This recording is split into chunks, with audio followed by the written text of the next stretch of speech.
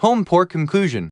Question N.1. Question. What is the teaching of Islam about pork? Answer. Pig is absolutely unclean, and eating its meat and fat etc. as well as using its skin or any other parts is strictly forbidden. Allah has said in various places in the Holy Quran,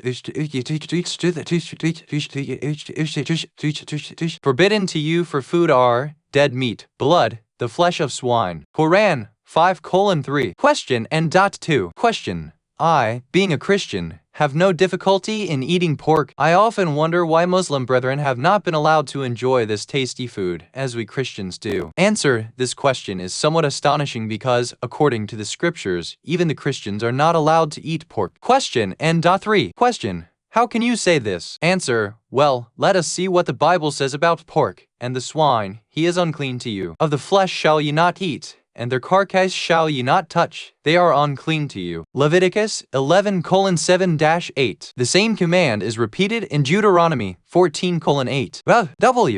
Lawther Clark says in his concise Bible commentary commenting upon these passages, the laws were inculcated and obeyed because they embodied God's will. 1. Dr.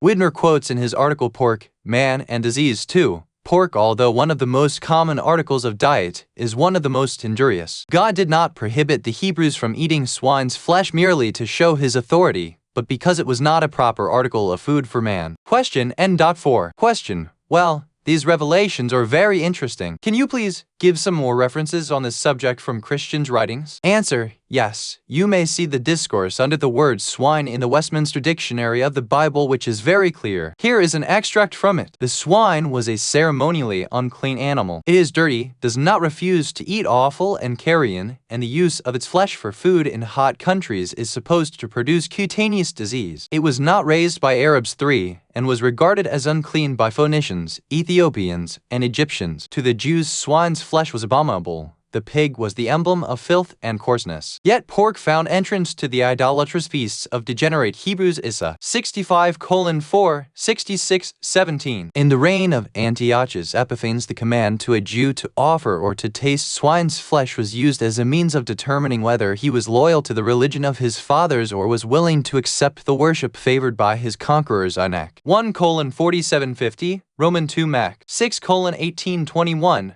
7:17. But many Jews affected Grecian manners, and John Hyrcanus found it advisable to issue an edict that no one should keep swine. In the time of Christ, one large herd of swine at least was pastured in the Decapolis. Mark 5:11-13. A region colonized by Greeks, among whom the swine was highly esteemed as an article of food. There is no reason to suppose that Jews own either these pigs or those in the far country fed by the prodigal son. Luke 15:15. Thor. Similar statements may be found in almost all Bible dictionaries. Question N.5. Question. Thank you very much. But I have just observed that all these quotations are from the Old Testament. They are binding upon the Jews. But we, the Christians, would like to know what was the teaching of Jesus Christ on this subject. Answer. Well, I was coming to that point. You see, whatever the teaching of Old Testament, the same was the teaching of Jesus Christ. He says in clear words that the laws of the Old Testament were to be obeyed without any change. Think not that I am come to destroy the law or the prophets. I am not come to destroy, but to fulfill. Whosoever therefore shall break one of these least commandments, and shall teach men, so he shall be called the least in the kingdom of heaven. That 5:17-19. Question N. Question. I remember reading this saying of the gospel several times. Sometimes I wondered why Christ stressed this point in so many words. Answer. It was because he knew that after his ascension some of his followers would denounce the law. Jesus Christ himself obeyed the law faithfully. It was only after his departure from this world that St. Paul, a forceful orator and a member of the elite circle of the society, who took to heart the Greek advanced civilization as many people nowadays take pride in being westernized, prevailed upon the illiterate and simple-minded Christians to abandon the law. The fact that he himself had never met Jesus Christ, and those who opposed him were constant companions of Christ, is most revealing. Jesus Christ corrected Pharisees' misinterpretation of the law. For example, his disciples in their hunger plucked the ears of corn on Sabbath day. When the Pharisees objected, Jesus Christ replied, "The Sabbath was made for man, and not man for the Sabbath." Ambe 2:27. But he never said anything against the law, including the dietary laws. Paul, on the other hand, denounced the law, saying that the law worketh wrath. For where no law is, there no transgression. 4:15. Question N. Saba. Question. This logic seems to me very convincing. Answer. Well, if you are really convinced of this reasoning, then you should see to it that all legislatures are abolished and all courts are closed. Thus there would be no criminal, because there would be no law to transgress. Question N. Question. I don't think any Christian government would be pleased with this suggestion. Let us forget it. But tell me how St. Paul abrogated the law. Answer. He claimed that, I know, and am persuaded by the Lord Jesus that there is nothing unclean of itself, but to him that esteemeth anything to be unclean, to him it is unclean. 14:14. Question N. Nay. Question. Well, I think it settles the matter nicely. Answer. No. On the contrary, it creates more problems than it solves. You see, if that is what Jesus Christ had intended to be the tenet of Christianity, why did he not declare so when he was with his disciples in this world? Why did he advocate the theory of unchangeability of Mosaic law? Dead sant. Paul wanted the people to believe that Jesus Christ was not sincere in his pronouncements when he was with the people. We Muslims cannot believe it. As for the Christians, action speaks louder than words. Question N. Question. I must admit that you have got a very strong point here. I now agree that according to the original Christianity, pork was and will remain forbidden. But frankly speaking, I do not find anything wrong with pork. Answer. I hope that you are not one of those who think that aping the Western culture is the proof of enlightenment. In directing the dietary principles of the children of Israel and thereafter of the Muslims, God meant these rules to be a source of continued benefit to mankind. The transfer of certain disease, as modern medical research has substantiated, would be adequate justification for this ancient law. Question N. 11. Question. But this transfer of diseases is not the unique feature of pork. Even beef and mutton contain some germs of diseases. Answer. Well, why limit your argument to beef and mutton? We know that even vegetables contain infectious germs, but the fact remains that pork reigns supreme in the greater content of germs among all meats that are known to human beings. The more we read about it, the more we dread it. Question N. 12. Question.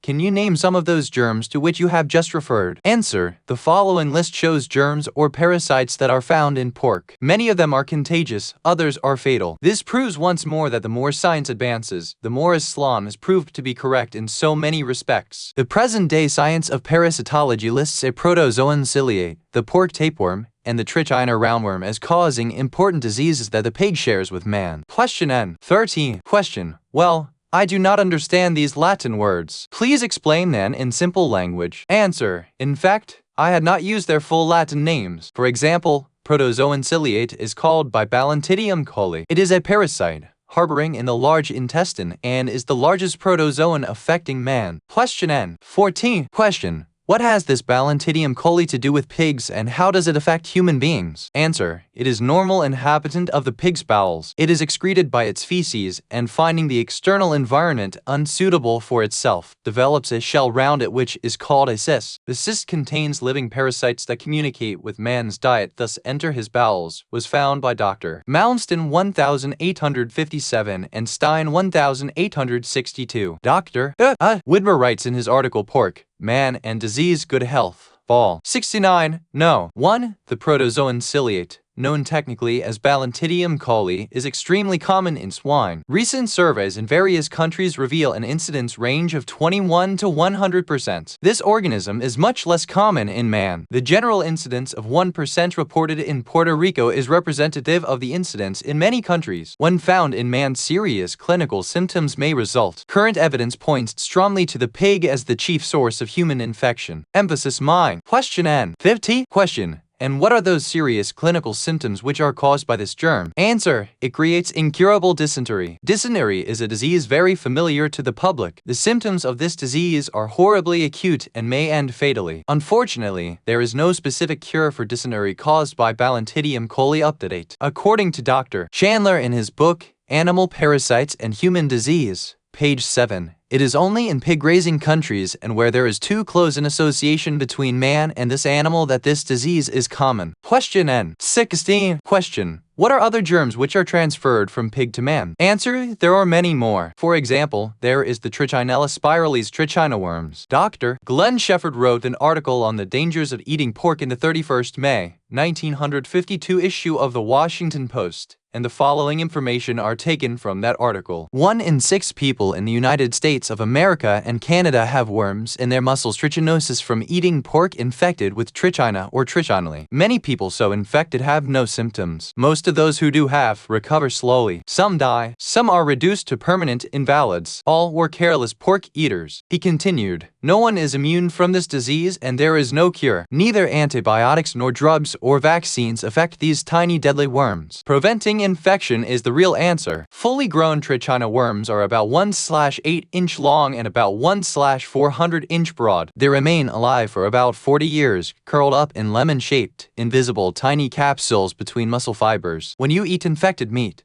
these dormant worm capsules are digested, but their live contents grow into full-size worms, each of which has about 1,500 offspring. They get into your blood 1 to 3 weeks after you eat their parents. Because many organs can be invaded by the worms, symptoms can resemble those of 50 other diseases. This makes diagnosis difficult. Emphasis mine. Question N. 17. Question: I would like to know more about this disease-carrying germ. Answer: Dr. Widner writes in the article, pork, man, and disease mentioned earlier. The trichina worm is essentially limited to Central Europe and those parts of temperate America to which its emigrants have gone. In comparison with the ciliate and the pork tapeworm, the trichina worm produces the most serious effects in the human body. The adults are present in the small intestine of man. After mating, the females produce larvae which enter the blood vessels for distribution to all parts of the body. These migrating larvae may invade skeletal muscles, brain, bone marrow, retina, and the lungs. Since each female worm can produce more than 1,500 larvae, and since these immature worms invade many organs of the body, many clinical symptoms may appear. In heavy infections, death may take place in the 2nd or 3rd week, but more often it occurs in the 4th to the 6th week after exposure. Any recovery predictions vary with the location and number of larvae trichinae, severity of symptoms, and the physical condition of the patient. And now comes an interesting observation. Question N. 18. Question: what is that, please? Answer: trichinosis, the disease caused by trichina worms, breaks out like epidemics, and its relation with pigs, like that of plague with rats, was known to people thousands of years ago. Those who do not believe in divine origin of mistake in Islamic laws say that it was because of this epidemic that these religions prohibited pork. The same article, Pork, Man, and Disease, says it is generally assumed that the presence of trichina worms in pigs was the basis for the prohibition of their use for food by the Jewish people. In his book, A History of Parasitology, W. Foster 1965 emphasizes this viewpoint when he writes, the Mosaic and Mohammedan prohibitions on the eating of pork are far more likely to have been to the observation of outbreaks of trichinosis than any other recognition of an association with tapeworm infestation. The association of the disease with the eating of pork would be well within the capacity of primitive peoples. Indeed, what is surprising is that this association was lost sight of by the world at large, although the conditions cannot have been uncommon, and looking back we can recognize epidemics which were almost certainly trichinosis. Question N. 19. Question: what is the use of talking about epidemics of long ago? Surely, with advance in medical science, such diseases must have been eradicated from the face of Earth. Answer: unfortunately, this is not the case. The same article says, outbreaks of trichinosis are still common in the United States. Between March 9 and March 25, 1968, 4 of 7 family members in Willoughby, Ohio, developed symptoms of trichinosis. The family had purchased sausage from a local packing company and after soaking it in oil for several days ate it raw. 5. In May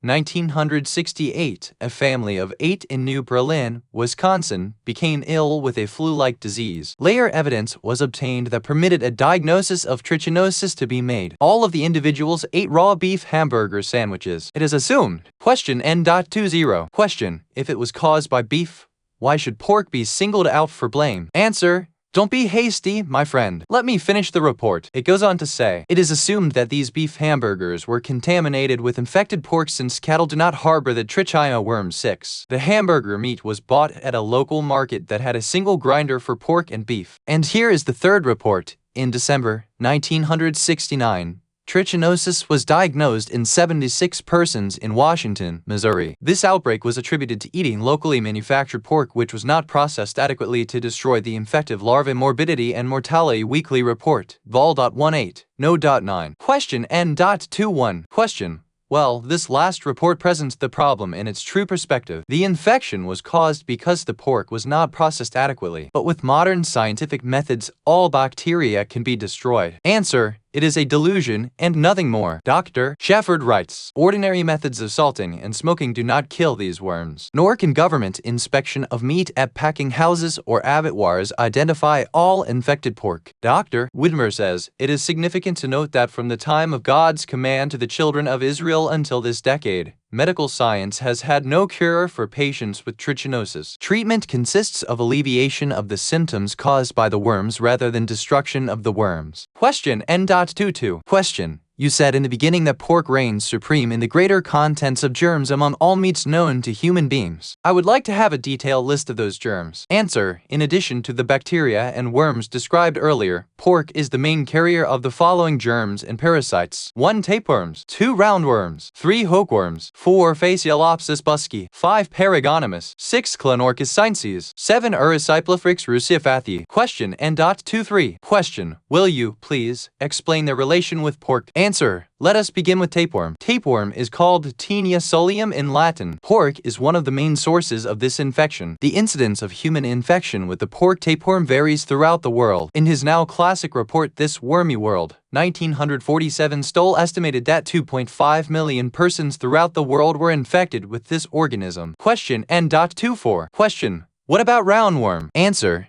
It is a parasite, 6 to 12 inches long, which is also called a traveling worm because it goes into various organs of the human body. Dr. Ranson mentioned in the Still's Parasitology that these parasites of men are identical with those found in pigs. They belong to the same species. It means that the worm, which is found in pork, is quite easily transferred to human beings where it does a lot of damage. The same statement is found in Encyclopedia Britannica under roundworm. Question N.25. Question. And what are hookworms? Answer. The young worms of this disease enter the human skin by piercing the skin or through any wounds. Pigs eat up human excreta containing eggs of the parasites which develop inside them, and they hatch into young worms. When these are passed out, they are infectious to man. This infection is very prevalent in various tropical countries. Encyclopedia Britannica Vol. Roman 2 writes under hookworm. Hookworm is a parasitic roundworm. 2 parasites, Ancylostoma duodenale and Necator americanus, cause hookworm disease. Hookworm disease is a scourge of tropical climates, resulting in a debilitated anemic population. Anemia in hookworm disease results from sucking of blood by the adult worms in the intestine and the attendant inflammation of the bowel. A single duodenale can remove, on the average, almost 1 cubic centimeter of blood a day. As a blood sucker, an Americanus is about 1/5 as efficient. In general, the symptoms of classical heavy infections include pallor of skin and mucous membranes, fluid retention in the face and extremities, constipation alternating with diarrhea, abdominal tenderness, increased appetite for bulky foods or unusual substances, play eaters, sexual derangements, delayed puberty, impotence, irregular menstruation, endocrine insufficiency,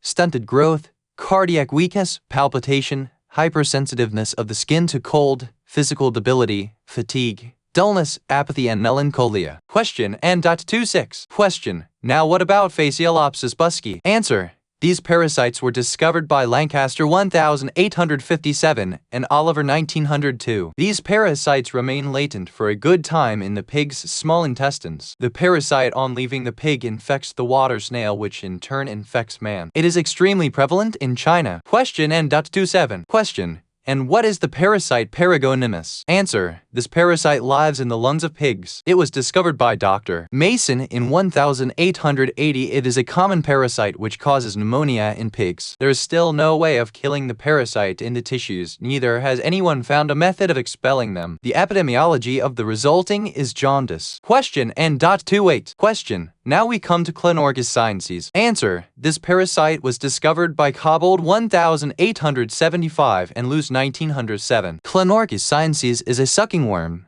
a kind of parasite which inhabits the bile passage of pig's liver, which is a source of these parasites infecting people in close contact with pigs. The occurrence of the disease in China, Formosa, Japan, Korea, and southern India and Vietnam again points to the close association with pigs. This parasite creates many serious diseases of liver and chest in human beings. Question N. 29. Question. What are those diseases? Answer. If this parasite is present in the lungs, it may cause pneumonia. If it is in the air tubes, it causes suffocation, and if in the intestines, it causes intestinal obstruction or acute pancreatitis. Then there is clonorchiasis, a peculiar liver disease. The liver becomes enlarged accompanied with severe jaundice, diarrhea, and emaciation. It may end fatally. Medical science, in spite of its strenuous efforts, has not yet been able to produce any specific treatment for it. Complications in the disease are stone formation in the liver and cancer. Question N.30. Question. Are there any more diseases connected with pork? Answer. Yes. There are erysipelas and endemic hemoptysis i.e. bleeding of the lungs and brucellosis i.e. swine abortion. Question N.31. Question. What is erysipelas? Answer. This disease is caused by the germ Erysipelathrix bruceopathiae.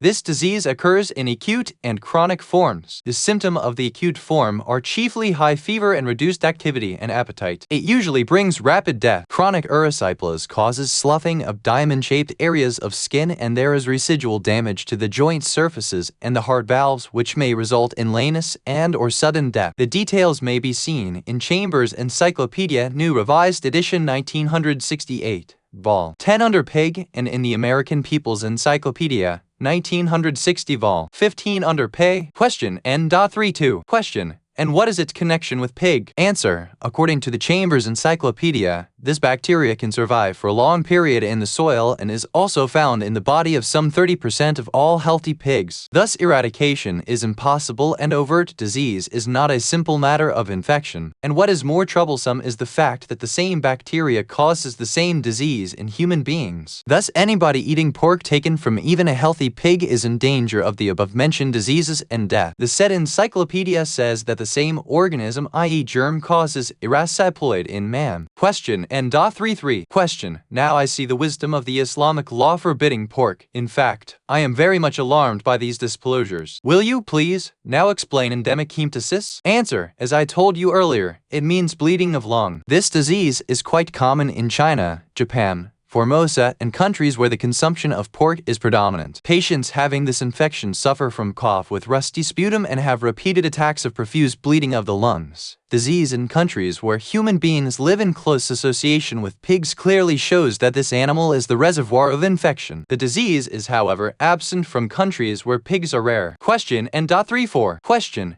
And what is the swine abortion? Answer. Its scientific name is brucellosis. The American People's Encyclopedia Vol. 15 under Pig says, brucellosis or swine abortion is important not only because of hog losses, but also because the disease may be contacted by man. In the hog, brucellosis causes abortion and sterility. The disease is difficult to diagnose and practically impossible to cure. Disposal of infected animals is recommended. In short, the pig, the supreme germ carrier, is the cause of many serious and fatal diseases, among them dysentery, trichinosis, tapeworm, roundworm, hookworm, jaundice, pneumonia, suffocation, intestinal obstruction, acute pancreatitis, enlargement of liver, diarrhea, emaciation, stone formation in liver, cancer, anemia, high fever, hindrance of growth development in children, typhoid, lameness, heart trouble, abortion, sterility, and sudden death. I do not know of any other animal carrying so many and so deadly bombs to wreck the human body. Question N.35. Question.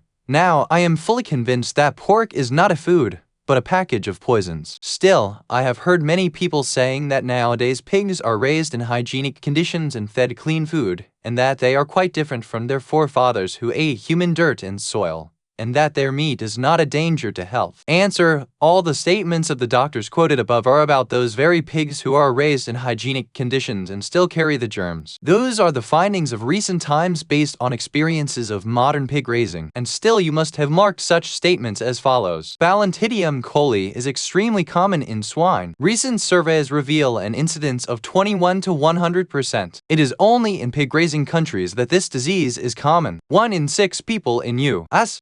and Canada have worms in their muscles from eating pork. No one is immune from this disease and there is no cure. Neither antibiotics nor drugs or vaccines affect these tiny deadly worms. There is still no way of killing the parasite Paragonymous in the tissues. Neither has anyone found a method of expelling them. Medical science, in spite of its strenuous efforts, has not yet been able to produce any specific treatment for echinorchiasis. Erysipelothex is found in the body of some 30% all healthy pigs. Thus, eradication is impossible. Today, all pig farms are run on so-called hygienic principles, but still the result is the same as it was centuries earlier. Still, let us, for the sake of discussion, accept that a time may come in distant future, perhaps when drugs may be found to counteract the ill effects of the germs and parasites carried by pigs. But even then it will not sanction the use of pork as a diet, just as discovery of snake bite serums does not sanction our putting our finger in the mouth of a cobra. Conclusion: I am really very much perturbed by these observations. I find that there is truth in what you have said. I agree that pork is extremely harmful to the health, no matter how hygienic the conditions in which pigs are kept nowadays. I promise that from now on I will never take pork, bacon, or anything connected with pig. I know that breaking a habit is a very difficult thing,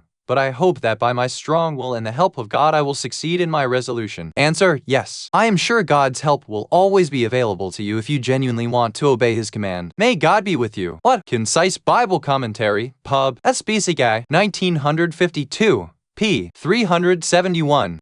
Good Health. Vol. 69, no. 1-3. Pliny Hist. Nat. Roman 8p.784 pp. 584-585. Thought. Morbidity and Mortality Weekly Report. Vol. 17, no. 23-6. CDC Veterinary Public Health Notes. February, 1969. Get PDF 2, get EPUB 3, get MOBI 4. Important notice: disclaimer. The information presented in this digital edition is for information purposes only and cannot be used to determine current Islamic legal opinions nor as a definitive stance of the teachings of Islam as conveyed by the Prophet in the Ahlul Bayt and as such. The Ahlul Bayt Dilp Team. Topic tags: Pork 5, Islam 6. Authors S. Sayyid, Akhtar, Rizvi 1. Source URL: https://www.alislam.org. Show articles. Shows port say is Sid Akhtar Rizvi #comment 0.